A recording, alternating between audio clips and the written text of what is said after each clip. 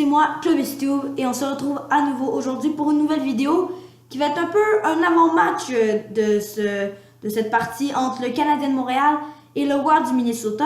Je vais aborder quelques sujets. Premièrement, on va commencer tout de suite avec la décision de Claude Julien d'envoyer Carey Price devant le filet pour bloquer les tirs adverses. Est-ce que c'est une bonne décision? Selon moi, oui. Parce que premièrement, faut quand même utiliser un gardien qu'on paye à partir de l'année prochaine 10 millions. Et surtout, même si l'efficacité de notre gardien de but numéro 1 est de .881, c'est pas vraiment. En fait, c'est pas mal catastrophique pour cet ancien récipiendaire du trophée Hart et du trophée Georges Vezina. Donc, est-ce qu'il va se reprendre? Moi, je suis absolument sûr que oui. Déjà, la saison, selon moi, du Canadien est un petit peu relancée. Il va falloir travailler à nouveau, bien sûr, pour faire les séries, mais je suis sûr qu'on va probablement être capable.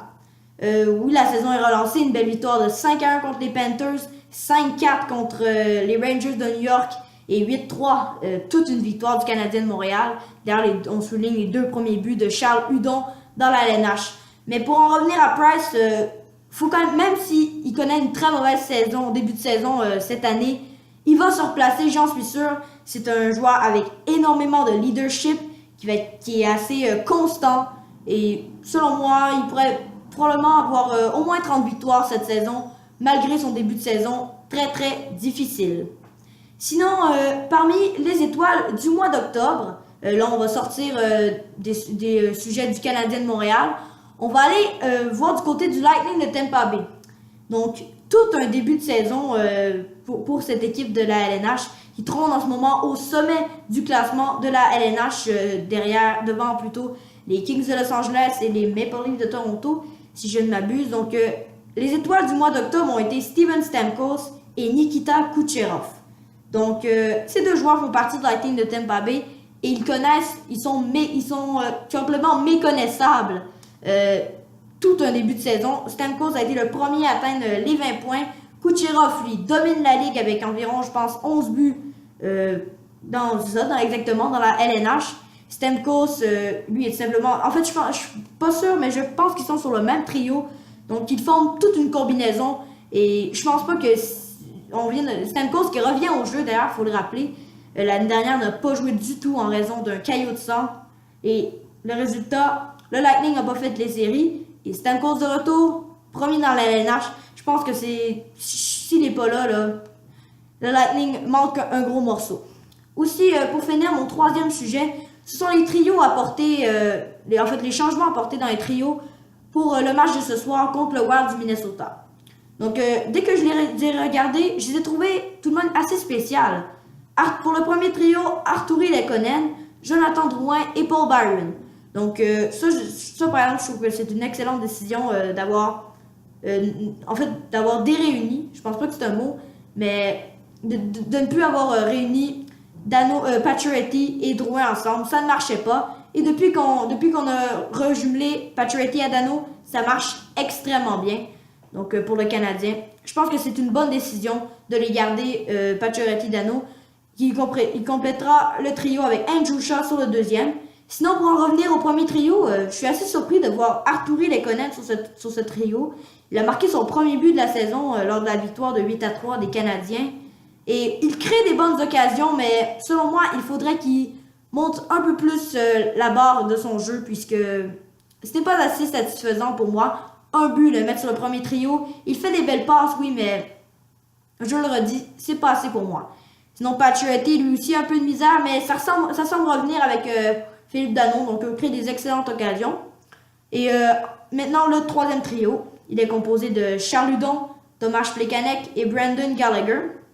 Ça aussi, j'ai été assez surpris de voir Gallagher sur le troisième trio, ni avec Dano, ni avec Drouin, ni avec Pacioretty. Ça m'a assez surpris, mais je pense qu'il devrait offrir une bonne combinaison. Donc Charles Hudon, lui qui va être capable de mettre des rondelles au filet, lui Gallagher va toujours rester la petite peste qu'il est devant le filet. Ça devrait très bien marcher. Hudon qui a marqué ses 2 premiers buts dans la LNH. Je suis sûr qu'il va continuer sur sa lancée. Sinon, Plekanec, lui, devrait rester assez constant, même s'il est quand même payé assez cher. Et il ne marquera plus, il fera plus des saisons de 60 points. Il peut être très utile au sein du troisième trio. Maintenant, pour finir, le quatrième trio, il est composé de Alex Galchenyuk, Michael McCarron et Torrey Mitchell.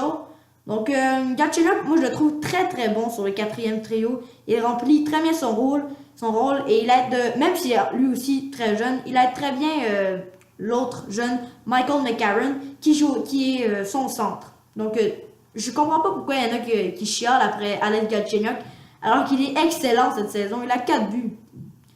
Moi, je le trouve excellent. Et McCarron aussi, qui lui devrait peut-être un peu plus faire ses preuves. Mais je suis sûr que ça va arriver, les buts pour lui. Sinon, Mitchell, pas exceptionnel. Il a joué, je pense, seulement que 3 matchs avec les Canadiens cette saison. Maintenant, si on passe à la défense, ben, on garde le duo excellent de Victor Mété et de Shea Weber. Non, après ça, Carl Osner et Jordy Ben. Ça, j'ai pas beaucoup apprécié parce que Osner, oui, c'est une bonne acquisition.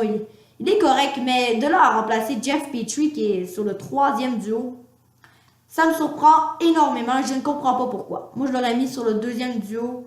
Un des deux aussi, même Ben. Ben qui commence à se replacer m'a connu un début de saison extrêmement difficile.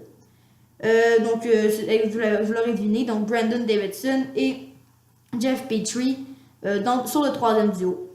Donc, j'allais oublier, Carey Price sera devant le filet, même si je l'ai déjà dit. Donc voilà, c'était un petit avant-match et un avant-goût de ce duel qui devrait être quand même assez palpitant entre deux très bonnes équipes, le Canadien de Montréal et le Wild du Minnesota.